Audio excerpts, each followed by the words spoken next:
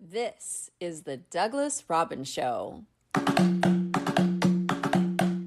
Donald J. Trump, the un-American president.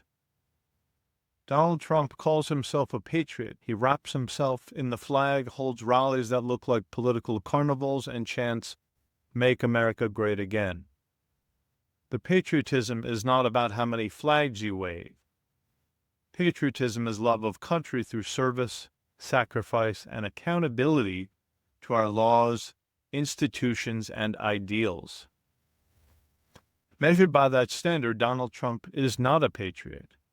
He is the opposite of that, in fact. He is, in every sense of the word, the un-American president, the enemy of the people. Attacking democracy at its core. From the beginning, Trump has attacked the foundation of democracy, free and fair elections. In 2016, he planted the idea that the election was rigged. In 2020, he refused to accept his loss, launching a blizzard of lawsuits, threats to election workers, and an unprecedented pressure to campaign against state officials. His phone call to Georgia's Secretary of State demanding that he find 11,780 votes was a blatant abuse of power. On January 6, 2021, his lies ignited a mob that stormed the U.S. Capitol. Police officers died defending democracy while Trump sat back, watching the violence unfold, even tweeting attacks about his own vice president. This was not leadership. This was incitement, an un-American assault on the peaceful transfer of power. At the same time, he branded the free press the enemy of the people, barred reporters from the White House, and threatened comedians for mocking him. Now he has demanded Attorney General Pam Bondi to arrest political foes. A president who fears dissent does not defend the First Amendment, our First Amendment. He destroys it. Corruption and the grift presidency. Trump has turned the presidency into one long hustle. He and his family were already barred from running charitable organizations after looting the Trump Foundation. Trump University was shut down after defrauding students.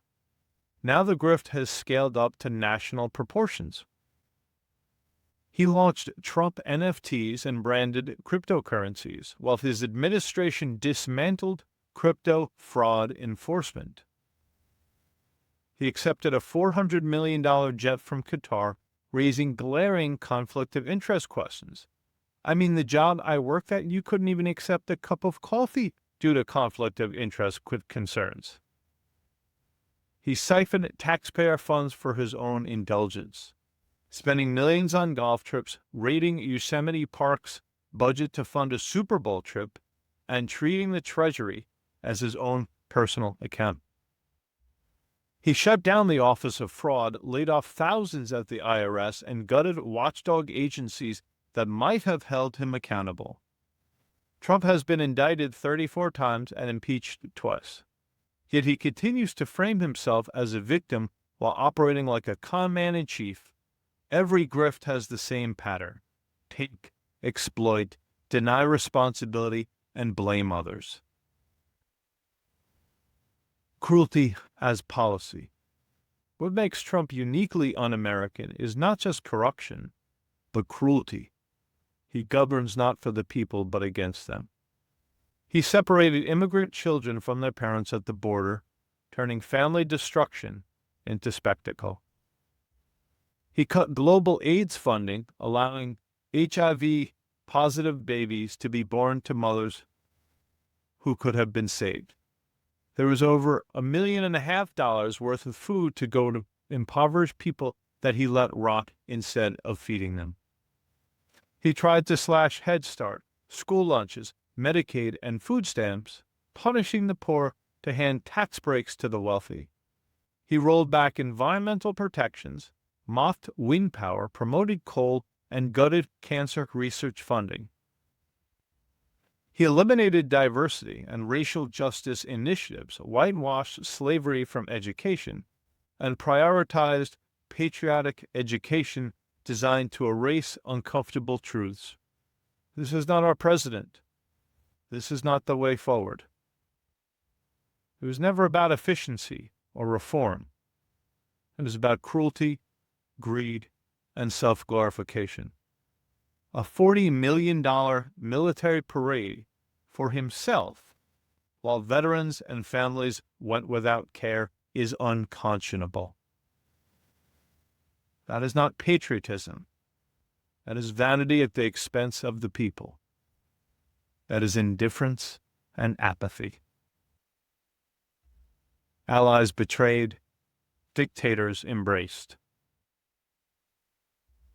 A truly American president stands with allies and defends freedom abroad. Trump sides with dictators and mocks our friends. He praised Putin as savvy and smart, even siding with him over U.S. intelligence in Helsinki.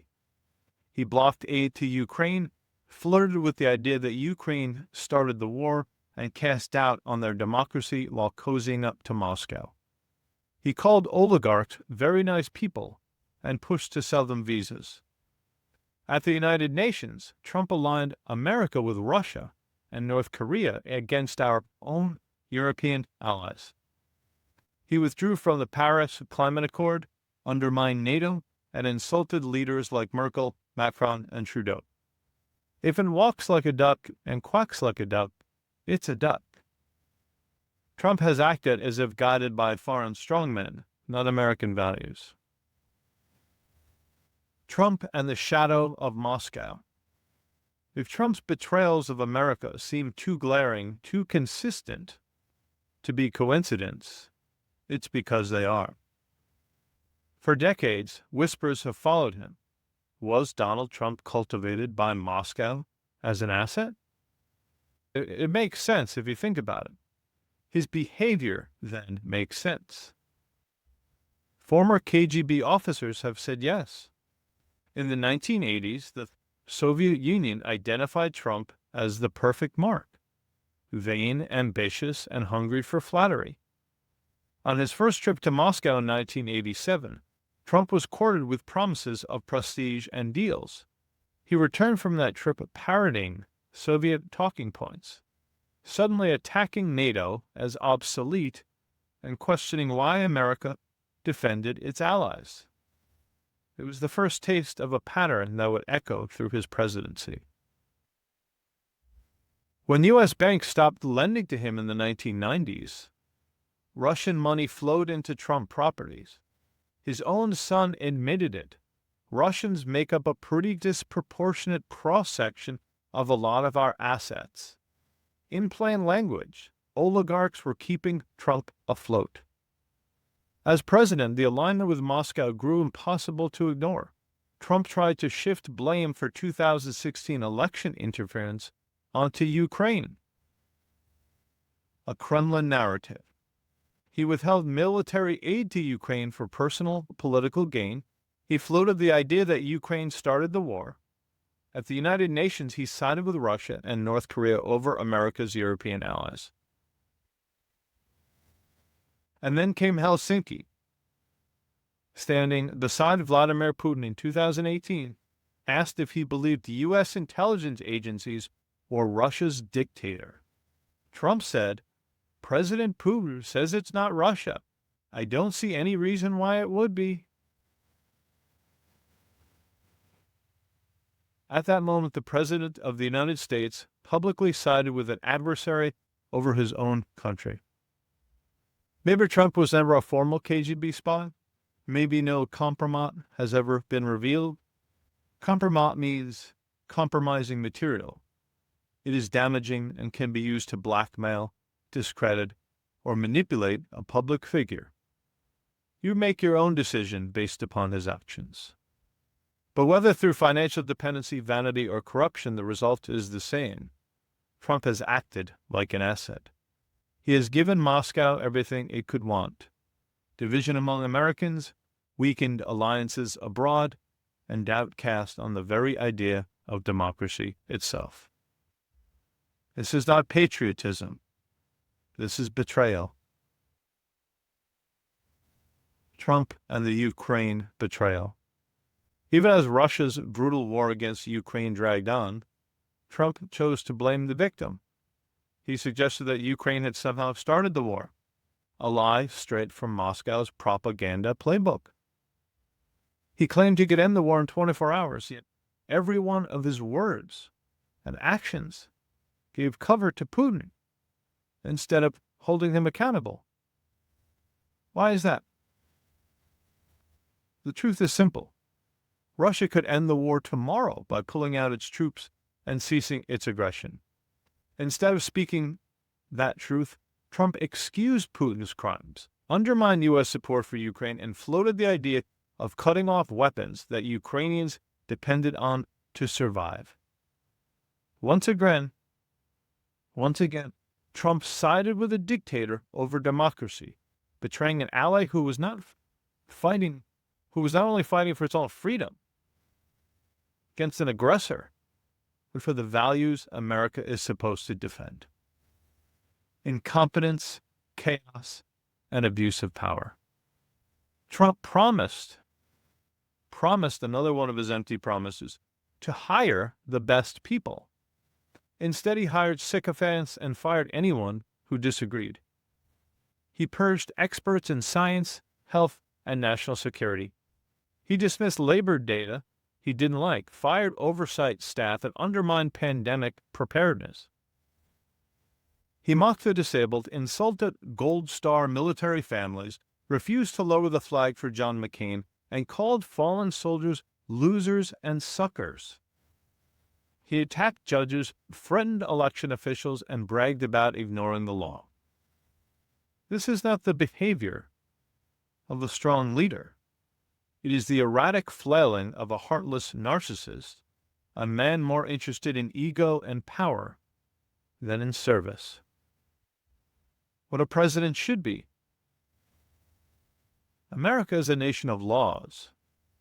We're not defined by one leader's ego, but by the Constitution and the ideals it enshrines: liberty, equality, justice, and democracy. We are a nation of immigrants, a melting pot of cultures and traditions that make us stronger, not weaker. And we are at our best when we live up to those principles, not when we abandon them. A president should strengthen democracy, not undermine it. A president should tell the truth even when it is hard, not flood the airwaves with lies. A president should serve the people, not himself. A president should honor our allies, stand up to dictators, and put country above ego. Patriotism, American patriotism, is not cruelty, corruption, or blind obedience. Patriotism is sacrifice, accountability, and love of country through service. That is what America deserves. That is what America still can be. Donald Trump has shown us what we are not. He has shown us the worst of us. It is up to us to remember who we are. It is not found in the divisiveness of the news and in the lies of social media. It is found in our hearts and in our hopes. Conclusion: the enemy within. A president swears an oath to preserve, protect, and defend the Constitution of the United States. Donald Trump has done the opposite. He has undermined elections, corrupted institutions, embraced dictators, betrayed allies, and inflicted cruelty on the most vulnerable. He has sacrificed nothing. He has given nothing. He only takes, like a parasite, feeding on the very country he was sworn to serve. Donald J. Trump is not the defender of America. He is the betrayer of America. He is not the patriot he pretends to be. He is the un-American president. Everyone must stand up against his lies with integrity and truth. If you agree, please share this, because silence is not an option. Democracy dies in darkness. You can also check out my new book, Black Cloud Rises, that challenges old beliefs. Thank you very much. This is the Douglas Robbins Show.